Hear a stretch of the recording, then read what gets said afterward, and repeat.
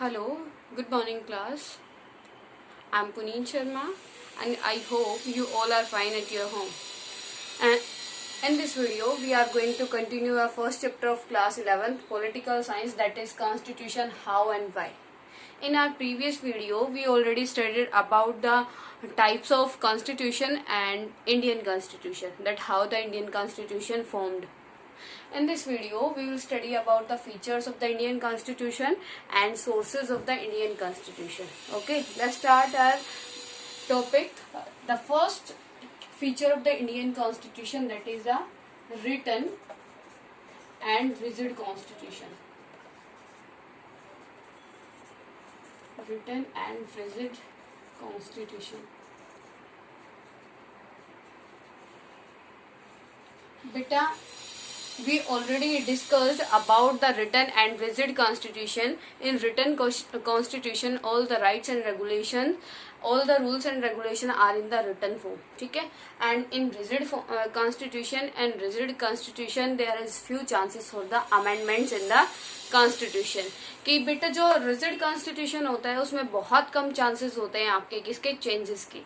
As you can say India is a Indian constitution is a rigid constitution. Then one question arises in front of us that, ma'am, if Indian constitution is rigid constitution, that how can you say that till now 102 amendments are there in the Indian constitution? कि ma'am अगर rigid constitution है तो अभी तक Indian constitution में जो आपके amendments है वो 102 हो चुकी हैं. ठीक है, तो अब ये क्या कहते हैं, in rigid constitution there is few chances for the amendments. Okay, but with the very tough process. Tough process कैसे है बेटा, रिजिड कॉन्स्टिट्यूशन में इंडिया में जब अमेंडमेंट होता है तो यहाँ पे we have to take the 2/3 majority from the both houses. Both houses कौन से बेटा, लोकसभा एंड राज्यसभा. दोनों में क्या करना होता है, दोनों में आपको मेजोरिटी चाहिए होती है 2/3 मेजोरिटी. और 2/3 after getting 2/3 majority then we have to send this bill to the president assent. फिर उसके बाद जब दोनों में से फर्स्ट ऑफ ऑल तो ये मेजोरिटी गेन करना ही बहुत बड़ी बात होती है. अगर दोनों हाउसेस में हमें 2/3 मेजोरिटी मिल जाती है तो वो बिल कहाँ से सेंड कर दिया जाता है बेटा, प्रेसिडेंट के पास असेंट के लिए, सिग्नेचर के लिए. ठीक है, अगर कोई भी प्रोसेस मतलब प्रॉपरली नहीं होती है तो वो बिल क्या होता है आपका, लॉ में कन्वर्ट नहीं होता है. Clear? Then why says that Indian Constitution is rigid and written constitution. Got it, beta? And second one is democratic form of government. Democratic form of government. Democratic form of government क्या होती है बेटा, as you know very well about the democratic form of government because this term is the base of political. ठीक है, आप जो है democracy के बारे में आपको पता है क्या होती है, क्योंकि बेटा स्टार्टिंग से 5th-6th क्लास से आप इसके बारे में रीड आउट कर रहे हो that what is the meaning of democracy. In democracy the people of the country elect their rulers with the help of their voting system. ठीक है, डेमोक्रेसी में क्या होता है, जो पीपल होते हैं अपने वोटिंग सिस्टम की हेल्प से क्या करते हैं, अपने रूलर को चूज करते हैं. ठीक है बेटा, डायरेक्ट या इनडायरेक्ट मेथड से. Clear. Third one is republic. Republic form of the government. Republic में क्या होता है बेटा, in republic form, in the form of the republic you can say where the head of the government is chosen by the public directly or indirectly. बेटा Republic क्या होता है, in the republic country, in the republic form of the government, the head of the country elected by the public directly or indirectly. ठीक है, इसमें क्या होता है बेटा, in democracy so some students are thinks that both are the similar, both are the same, but few differences are there in between democracy and the republic. जो democracy होता है बेटा, in the democratic form of the government the ruler elected by the voters, okay, elected by the public of the country, and in the republic form of the government. In republic, the head of the country chosen by the public directly or indirectly. Like in India, you can see the president is the head of the country, and the president elected by the persons, या you can say public of the country with indirect method. बेटा indirect method क्या होता है? आपने कभी election का president का election देखा है? कभी कभी नहीं होता, क्योंकि आप और आपके पेरेंट्स उसमें पार्टिसिपेट नहीं करते. ठीक है, तो आप बोलोगे मैम हम उसको कैसे चूज करते हैं? बेटा जो आपके एमएलए एमपी होते हैं, जो आपके रिप्रेजेंटेटिव होते हैं, एमएलए एंड एमएलए एमपी उनके इलेक्शन में पार्टिसिपेट करते हैं. इसीलिए तो हम बोलते हैं कि प्रेसिडेंट का इलेक्शन इनडायरेक्ट होता है इंडिया में. ठीक है, आप क्या है, आप यहाँ पे पब्लिक में आ जाते हैं और आप किसको चूज करते हैं? एमएलए एमपी को. फिर एमएलए एमपी किसको चूज करते हैं? प्रेसिडेंट को. It means indirect election. Clear बेटा? Third topic clear, third feature clear. Republic. Next one is fundamental rights. Fundamental rights and duties. It is also a feature of the Indian Constitution that why we know that very well that in the Indian Constitution 6 fundamental rights are there and 11 fundamental duties are there. The Indian government give the 6 fundamental rights to their public and 11 duties to their public. Okay, and at the time of the independence, the India gave the 7 fundamental right to the public, but at present only 6 fundamental rights are having by the Indian citizen. ठीक है, one fundamental right that was the right to property, which was under the Article 31. Now the Indian government abolished this fundamental right from the fundamental list, and now the right to property is in the legal right. ठीक है बेटा, जो आपका fundamental right पहले कितने थे? आपके 7 थे. अभी कितने एट प्रेजेंट? 6 है. कौन सा अबॉलिश किया है बेटा? वो किया है राइट टू प्रॉपर्टी. ठीक है, अब वो लीगल राइट है आपका बेटा, लीगल राइट, और you can say civil right. Okay बेटा, your fifth one feature of your Indian constitution, that is directive principle. Directive principle. Directive principles. Directive principles are both the fundamental rights and duties. Okay, the directive principle show the direction to the government that how the government can do their work in the welfare of the country. Okay, कि कैसे क्या होता है, जो आपकी government है कैसे जो आपकी पब्लिक के लिए क्या कर सकती है, काम कर सकती है. क्लियर बेटा? नेक्स्ट वन क्या है, यहाँ पे इनके पीछे क्या डिफरेंस होता है? Behind of the fundamental right, jurisdiction's power are there, but in the behind directions principle, no jurisdiction's power are there. Okay, इनके पीछे कोई jurisdiction's power नहीं है. इनके पीछे क्या है बेटा? आपकी jurisdiction's power है. ठीक है, क्लियर हो गया? ये क्या है? Directive principle. डायरेक्टिव प्रिंसिपल क्या करते हैं? डायरेक्शन देते हैं किसको? गवर्नमेंट को आपकी, कि कैसे आपको क्या करना है, काम करना है, कैसे क्या काम करके आप पब्लिक के वेलफेयर में काम कर सकते हो. ठीक है, 6th one is federal system. Federal system बेटा, फेडरल सिस्टम क्या होता है? And federal system one important thing is there, that is the division of power. Which one बेटा? Division of power. Division of powers. जो बेटा federal system क्या होता है? डिवीजन ऑफ पावर होता है. डिवीजन ऑफ पावर क्या होता है? Where the power decentralized in many levels. जहां पे जो पावर होती है डिसेंट्रलाइज होती है बहुत सारे किसके ऊपर? लेवल पे. ठीक है, in India we will discuss about the horizontal and vertically power also.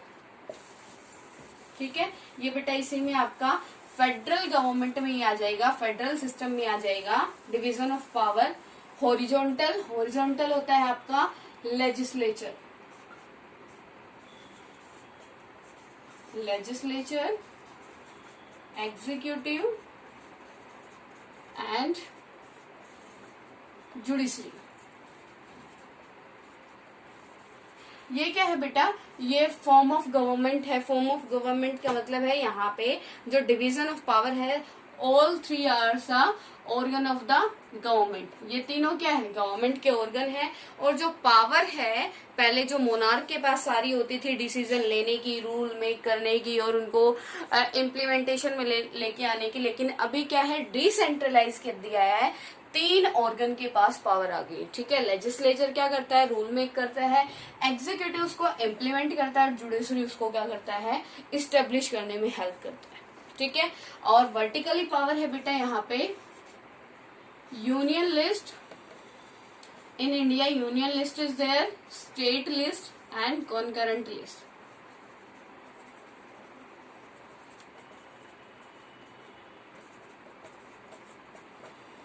ये बेटा आपका वर्टिकली क्या है, डिवीजन है, power division. Okay, union list के अंडर जो जितने भी इश्यूज आते हैं आपके 97 इश्यूज, उनके ऊपर जो आपकी सेंट्रल गवर्नमेंट क्या कर सकती है, रूल बना सकती है। The central government can make the rules only on the union list, ठीक है, central government. And the state list subjects are under the control of your state government. State government, okay. जो state list है बेटा उस पे सिर्फ कौन, आपकी जो स्टेट गवर्नमेंट है वो रूल मेक कर सकती है। And in concurrent list 52 issues are there, 52 subjects are there.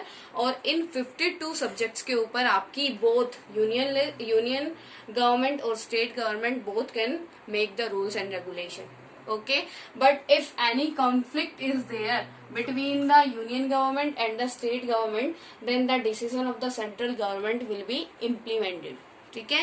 अगर क्या हो जाता है, कॉन्करेंट लिस्ट के जो जितने भी आपके क्या होते हैं, आपके बेटा कॉन्करेंट लिस्ट के जितने भी आपके इश्यूज होते हैं, सब्जेक्ट होते हैं, उनके ऊपर सेंट्रल गवर्नमेंट और स्टेट गवर्नमेंट दोनों को क्या होता है, रूल मेक करने का राइट होता है, ठीक है। अगर रूल मेक करने से रिलेटेड कॉन्करेंट लिस्ट के इनके बीच में कोई क्या हो जाता है, कन्फ्लिक्ट हो जाता है, तो किसका रूल बनाया हुआ इम्प्लीमेंटेशन में आएगा, वो बेटा सेंट्रल गवर्नमेंट का। क्यों, because the central government is the union government and more powerful than the state government. Clear, federal feature clear बेटा। Next one is your 8th feature is parliamentary form of government. Parliamentary form of government. In India, parliamentary system is there. Okay, जो आपका federal system था बेटा, the federal system was adopted by the, you can say the federal system in India adopted from the USA। बेटा ये जो आपका federal system है वो कहाँ से आया है, हमारे पास USA से आया है। And the parliamentary form of the government कहाँ, ये आई है बेटा आपकी ब्रिटेन से। कहाँ से, ब्रिटेन से, ठीक है। तो ये क्या है आपका next feature of the Indian constitution, parliamentary form of the government. In the government, parliament is the superior, and in parliament 2 houses are there, Lok Sabha and Rajya Sabha. Lok Sabha and Rajya Sabha. बेटा ये लोक सभा and राज्य सभा, जो लोक सभा और राज्य सभा है क्या है, वो आपकी पार्लियामेंट के 2 हाउसेस है, ठीक है। And in India parliamentary system are there. The parliament of the India makes the rule and regulation for the complete country बेटा। इन लोक Rajya Sabha 545 members are there and in Rajya Sabha 250 members are there, okay। इनमें से जो 2 members है, 2 members are nominated by the President of the India, and from the Rajya Sabha 12 members are nominated from the Rajya Sabha by the president of the India, ठीक है। जो आपकी लोकसभा है उसमें जो मेंबर होते हैं बेटा, मेंबर है 545, उसमें से कितने मेंबर, 2 मेंबर को कौन आपका, ये आपका प्रेसिडेंट क्या करता है, नॉमिनेट करता है। और राज्यसभा के जो 250 मेंबर्स हैं उनमें से 12 मेंबर को कौन आपका प्रेसिडेंट नॉमिनेट करता है, ठीक है। क्लियर बेटा। Next feature of the Indian Constitution, that is the secularism. Secularism, ये भी कर लेते हैं बेटा अपना rough. 9th feature is secularism. Secularism क्या होता है बेटा? In secularism we treat the every religion equality on the basis of equality. हम जितने भी आपके क्या होते हैं रिलीजन होते हैं, मोमटम्स हो गया, हिंदू हो गया, सिख हो गया, क्रिश्चियंस हो गया, सभी के साथ इक्वली ट्रीटमेंट करते हैं like in India. And India में क्या है? सेकुलरिज्म है, because in the India many religions persons are there and the Indian government gave the equal rights to every person. Okay बेटा, ये भी क्या है आपका एक इंडियन कॉन्स्टिट्यूशन का क्या है? एक फीचर है. ठीक है. 10th वन इज बेटा universal adult franchise. Universal adult franchise क्या होता है बेटा? Universal adult franchise, according to universal adult franchise, every person have the right to vote and every person having the right to elect. ठीक है. वो क्या करता है? उसको हर एक 18 ईयर्स की एज क्रॉस करने के बाद उसके बाद किसका वोट करने का राइट आ जाता है और इलेक्ट होने का भी राइट आ जाता है. ठीक है. वो एक रूलर भी बन सकता है और एक वोटर भी बन सकता है. It is depend on the candidate. Okay बेटा, क्लियर है. और आपका जो वोटिंग सिस्टम होता है, voting system, in voting system you can make the extra point in this that secret voting system in the India. India में एक secret voting system होती है बेटा. कोई भी किसी के वोट को जब हम डालने जाते हैं, किसी के वोट को एक्सपोज नहीं किया जाता. ठीक है. Clear to everyone. Next one is बेटा प्रियम्बल.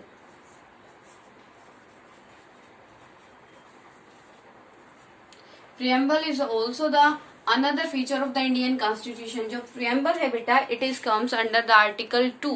वो कॉन्स्टिट्यूशन के आर्टिकल 2 में आती है. और प्रियम्बल क्या होता है? Preamble is the mirror of the Indian constitution. Preamble के अंदर जो एज ए जैसे बुक में आपके में इंडेक्स होता है ना बेटा, all the chapters name write down in your index. Like in preamble also all the main important words on the all the important terms are written in the preamble. Okay, that's why many people of the country says that the preamble is the soul of Indian constitution. Okay बेटा, clear है. जो आपका preamble है कौन सी article के under आता है? preamble comes under article 2. ठीक है बेटा.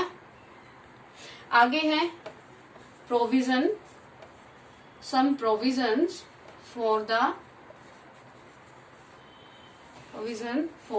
SC and BC.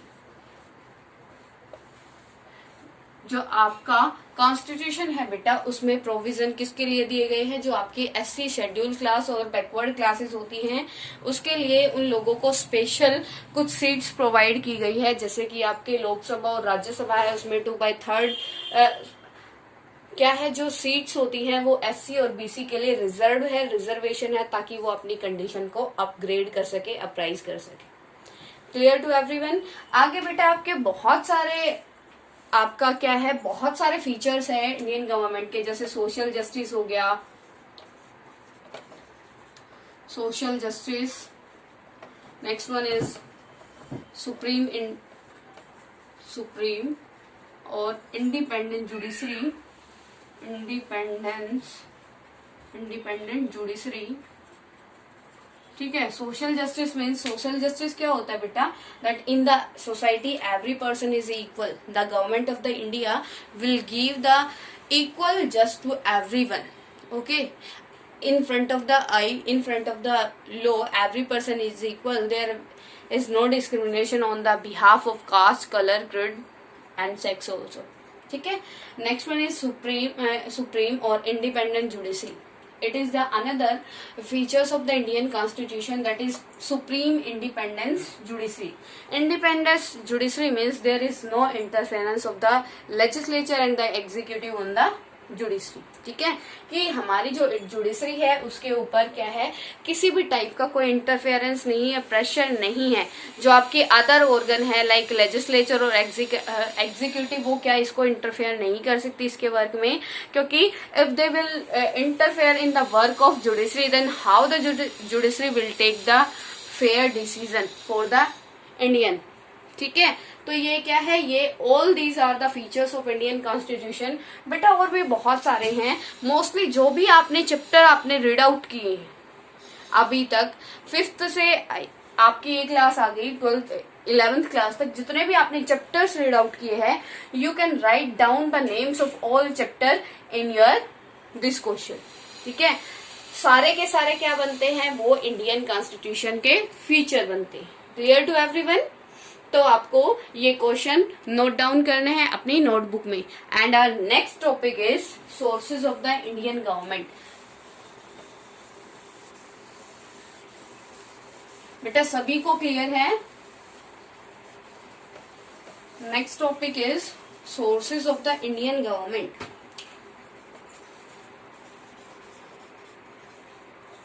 Sources of the Indian government या Indian constitution.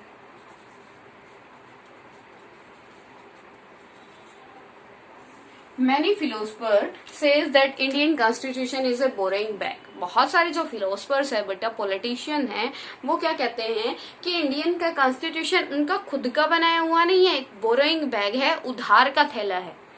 In this topic we will study about the sources of the Indian Constitution, that why are the politician says that Indian Constitution is a boring bag। Clear बेटा? बेटा in this topic we will study about the sources of the Indian Constitution की हमने जो India के sources है वो कौन कौन से है, कहाँ से क्या क्या चीजें हमने ली हैं, ठीक है। The 5 main countries are there in which the India accept many terms, okay। First one is Britain। First country is Britain beta। First of all, now before few minutes I told you about the Britain, that from the Britain the India adopt parliamentary system। जो बेटा parliamentary form है, जो parliamentary form है वो कहाँ से ली है, parliamentary form of government जो वो हमने ली है वो कहाँ से ली है, ब्रिटेन से ली है, ठीक है। Next one is rule of law. Rule of law, rule of law parliamentary form के बारे में बेटा सबको पता है ना, that parliamentary system is in India and in the parliament 2 houses are there, Lok Sabha and Rajya Sabha, okay. Lok Sabha we can write here, Lok Sabha is the house of common people and Rajya Sabha is represent the state in the parliament, ठीक है बेटा। तो यहाँ पे क्या है आपका second है रूल ऑफ लॉ।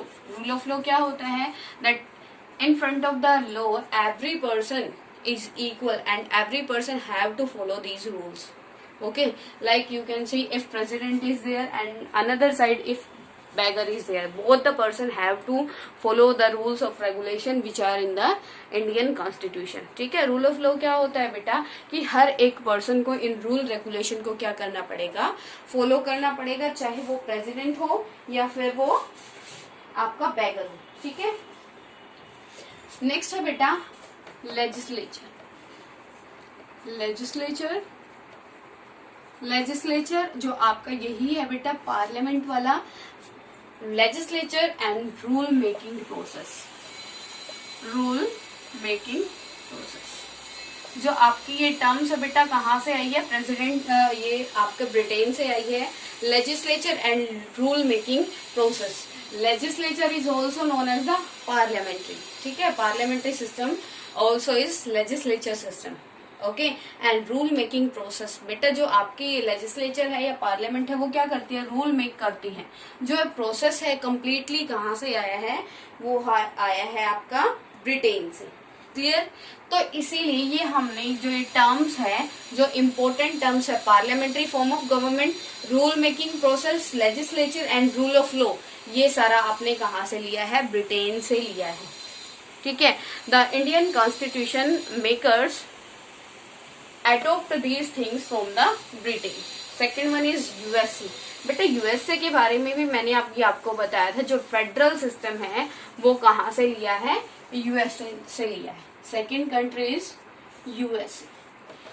यूएसए से बेटा फर्स्ट ऑफ ऑल क्या लिया है? Federal system. फेडरल सिस्टम कहाँ से लिया है? यूएसए से लिया है, यूएसए से लिया है बेटा। और यूएसए फेडरल सिस्टम क्या होता है? द पावर ऑफ डिवीजन, ठीक है। Power of division you can see in the India division of powers in horizontally form and in vertically form also. Okay. Second one is judicial review. Judicial review. Judicial review बेटा क्या होता है? If the legislature makes any illegal, या you can say if the legislature make any rules and regulation, after making the rule and regulation, the judiciary will check that type of rule, कि उस चीज को क्या judiciary check करती है। अगर judiciary को ये लगता है कि ये चीज हमारे कॉन्स्टिट्यूशन के लिमिटेशन के आउट है, तो ये आपकी क्या जो जुडिशरी है वो उसको क्या कर सकती है? कंट्रोल कर सकती है, ठीक है। उसको इलीगल प्रूफ करके बैन कर सकती है, ठीक है। तो ये क्या होता है? Judicial review. रिव्यू का मतलब होता है बेटा एक बार जो चीज हो चुकी है उसका दोबारा रिव्यू लेना, दोबारा उसको देखना।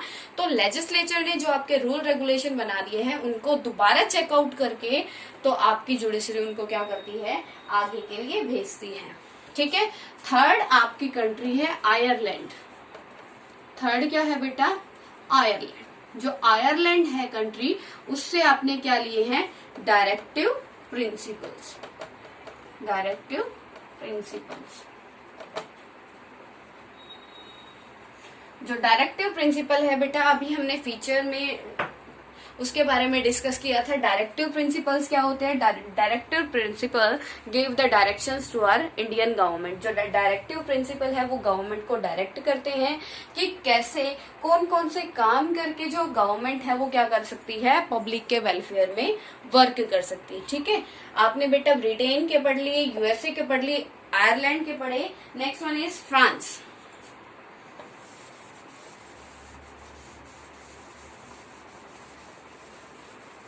नेक्स्ट वन बेटा France.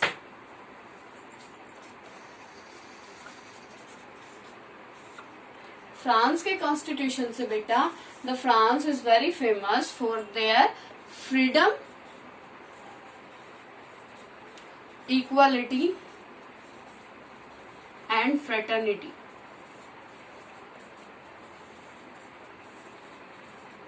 You already discussed about you already studied about these three terms in your 9th class and 10th class, कि कैसे जो फ्रांस के रेवोल्यूशन से ये तीनों लेगेसीज आपको क्या है?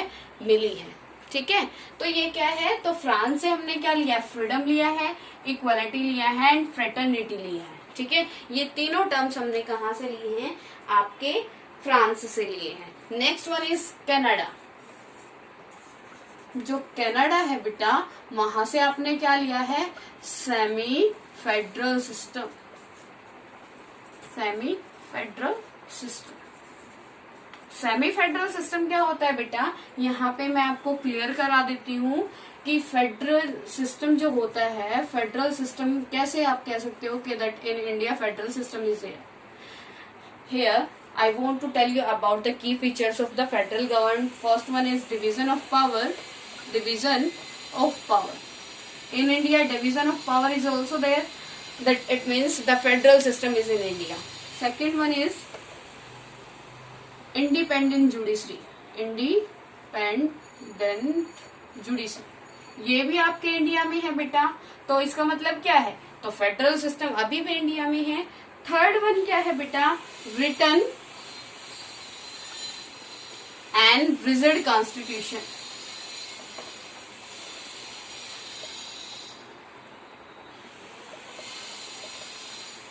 it is also in your Indian constitution that, but how can you say that Indian the federal system is in India? Because all the three features are in the Indian constitution. But last one is, that is the dual citizenship. Dual citizenship, बेटा dual citizenship क्या होती है? जब आपके पास एक ही country की डबल सिटीजनशिप होती है, ठीक है. But in India the Indian government give only single citizenship.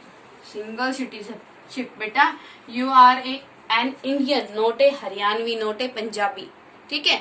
तो आपके पास क्या है? सिंगल सिटीजनशिप है इंडिया की, आपके पास ड्यूल सिटीजनशिप नहीं है. तो आप कह सकते हो कि ये सारे पॉइंट्स तो फेडरल गवर्नमेंट के इंडिया के साथ मैच करते हैं, ड्यूल सिटीजनशिप मैच नहीं करता. तो ये डबल सिटीजनशिप ना होने की वजह से आपकी कंट्री में क्या है?